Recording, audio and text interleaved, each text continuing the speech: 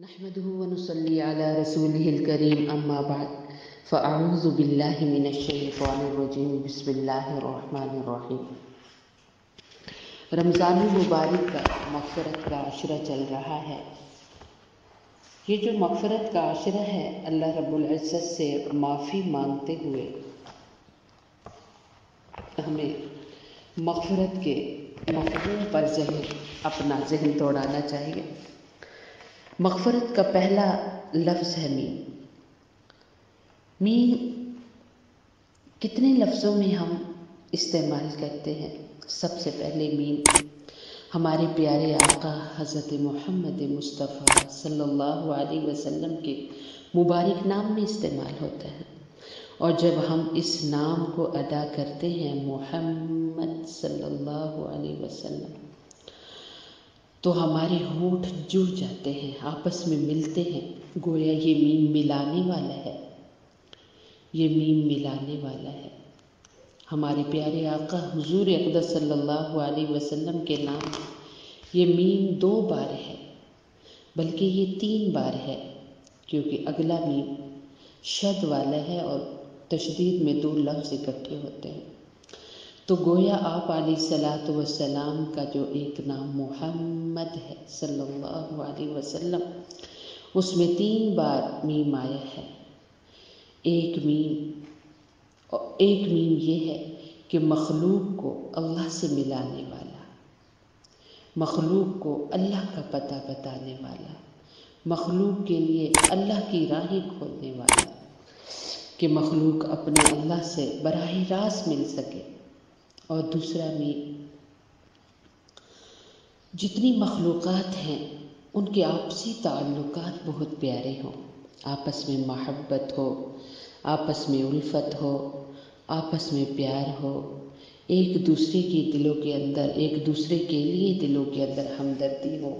وہ جو حدیث پاک ہے کہ آپ صلی اللہ علیہ وسلم نے فرمایا کہ سب ایک جسم کی مانند ہے، جسم کے کسی ایک حصے کو تکلیف ہوتی ہے تو اس کا درد پورا حصہ محسوس کرتا ہے۔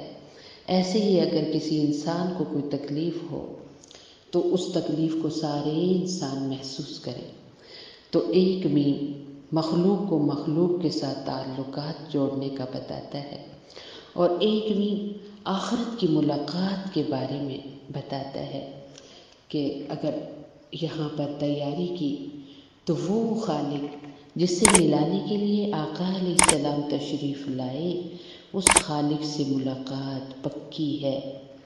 میم کے بہت سارے مفاہیم ہیں، اور میم سے اللہ کی محبت مل سکتی ہے، میم سے آقا علیہ السلام کی معیت اور محبت حاصل ہو سکتی ہے۔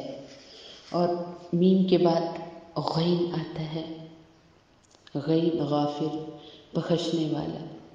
اللہ رب العزت کا نام غافر، غفور، بخشنے والا، معاف کرنے والا، مغفرت کرنے والا۔ اور پھر غین سے غموں سے نجات دینے والا۔ دنیا کا کوئی بھی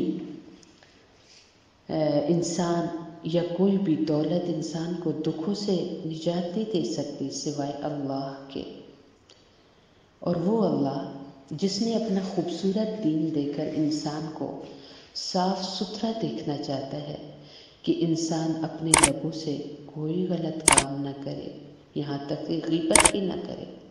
غیبت سب سے بڑا گناہ ہے۔ اور پھر غین سے غیروں کی غلامی سے نکالتا ہے رب کریم، اور اپنی غلامی عطا کرتا ہے، اور اپنے آقا حضرت محمد مصطفیٰ صلی اللہ علیہ وسلم کی غلامی اللہ رب العزت سے اس غین کے ذریعے اللہ رب العزت کی غلامی، آقا علیہ السلام کی غلامی عطا ہوتی ہے۔ اور پھر یہ ہے کہ یہ غین غفور الرحیم، غفور الرحیم، غفور الرحیم۔ کتنا بھی انسان گناہوں کے دلدل میں پھنس جائے، اللہ رب العزت اسے معاف کر ہی دیتے ہیں۔ اور مغفرت کے بہت سارے واقعات ایسے موجود ہیں دنیا میں، جیسے کہ حجاج کے بارے میں آتا ہے کہ اس نے بہت لوگوں کا قتل عام کیا. اس کی تلوار کی نوک سے کتنے جو حفاظ تھے وہ شہید ہوئے. اللہ کے ایک ولی کو کسی نے آ کر بتایا کہ یہ جو حجاج ہے نا، اب اپنے آخری وقت میں بار بار اللہ سے کہتا تھا کہ تیرے بندے کہتے ہیں نا تو مجھے نہیں معاف کرے گا، تو مجھے نہیں معاف کرے گا، لیکن میں کہتا ہوں تو غفور الرحیم ہے، تو مجھے ضرور معاف کرے گا. مجھے تیری رحمتوں سے امید ہے، تو مجھے ضرور معاف کرے گا. تو وہ بزرگ فرمانے لگے، وہ اللہ کے ولی فرمانے لگے، ان الفاظ سے لگتا ہے شاید اس کی بخشش ہو جائے. اتنے انسانوں کا قاتل بھی اللہ رب العزت کے در سے مغفرت کی امید لگائے بیٹھا ہے. اور پھر غین کے بعد فا، مغفا، فا فوز و فلاح، کامیابی. یعنی یہ وہ عشرہ ہے جس میں تمہیں کامیابی ہی کامیابی مل سکتی ہے. آپ دیکھیے کہ کوئی آپ سے آ کر ہاتھ جوڑ کے معافی مانگے، چاہے آپ کتنے ہی سخت دل ہو، آپ ضرور معاف کر دیں گے کہ یہ میرے پاس آیا ہے. اللہ رب العزت کی ذات تو 70 ماؤں سے زیادہ پیار اپنے بندوں سے کرتی ہے. کوئی ہاتھ جوڑ کے اس کے سامنے سر جھکا لے تو اسے کیوں نہ کامیابی ملے گی، اسے کیوں نہ بخشش ملے گی. پھر یہ عشرہ فوائد سے بھرپور ہے، فائدوں سے بھرپور ہے. مغفرت میں کیا جملہ ہم استعمال کرتے ہیں اللہ سے معافی مانگتے ہوئے؟ استغفر اللہ، استغفر اللہ. میں بخشش طلب کرتی ہوں اللہ سے، استغفر اللہ. اتنا ہی الفاظ اگر انسان پڑھ لیتا ہے تو علماء فرماتے ہیں کہ اس قدر ان الفاظ میں اللہ رب العزت نے کامیابی رکھی ہوئی ہے کہ انسان کے تصور سے زیادہ ہے.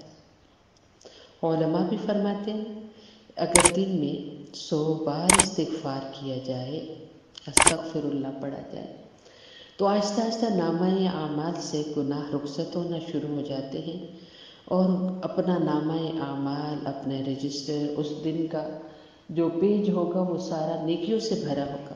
خود آقا علیہ الصلاۃ والسلام کی زندگی بھر کا یہ معمول رہا کہ آپ کو آپ کے صحابہ رضوان اللہ تعالی علیہم اجمعین ایک ایک مجلس میں 70 سے 100 بار استغفار کرتے ہوئے دیکھا کرتے تھے. سبحان اللہ.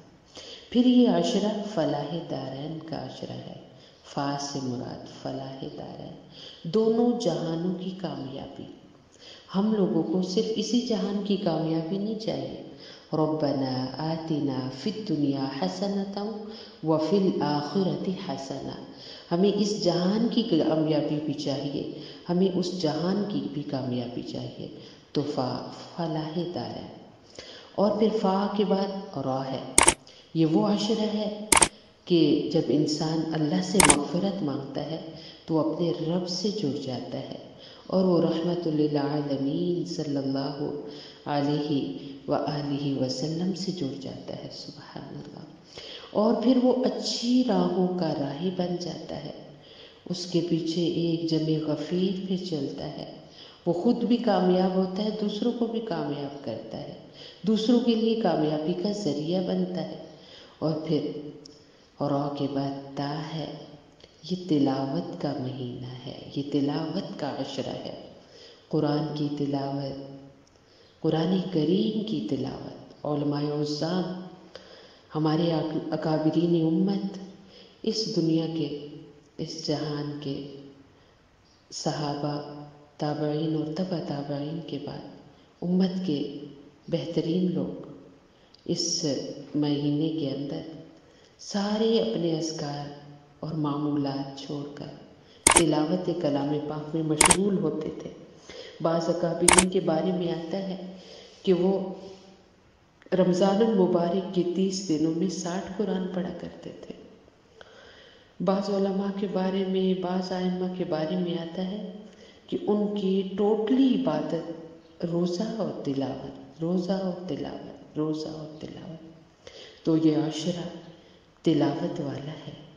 اور پھر یہ تیری میری راتیں، تیری میری باتیں، کہ یہ میری بات یہ تیری بات سب ختم کر کے خالق کائنات سے گفتگو کرے، اس کا عشرہ ہے۔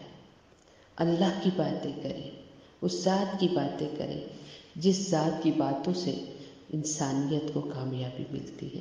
اور پھر یہ عشرہ تمغے دلانے والا ہے۔ جب اچھے عمل کریں گے، خوب استغفار کریں گے تو کتنے عالیشان آخرت میں تمغے ملیں گے، جنت کی صورت میں، آقا علیہ السلام کی شفاعت کی صورت میں، آپ علیہ السلام کے اصحاب کی شفاعت کی صورت میں، اور پھر اللہ کے دیدار کی صورت میں، اور جنت جنت جنت جس کے لیے سب اس دنیا میں آئے ہیں کہ ہم جنت پائیں گے، جنت حاصل کریں گے، وہ جنت میں جانے کا، پہنچانے کا ذریعہ ہے یہ عشرہ، اور تباہی سے بچانے والا ہے۔ جو بندہ کثرت سے استغفار کرے ہو ہی نہیں سکتا کبھی وہ تباہ ہو۔ یہ توبہ کا عشرہ ہے۔ تو مغفرت میں جتنے الفاظ ہیں ان کی یہ مفاہیم ذہن میں رکھ کر کثرت سے استغفار کرنی چاہیے۔ اللہم اغفر لی امتی محمد صلی اللہ علیہ وسلم، اللہم اصلح لی امتی محمد صلی اللہ علیہ وسلم، اللہم ارحم لی امتی محمد صلی اللہ علیہ وسلم۔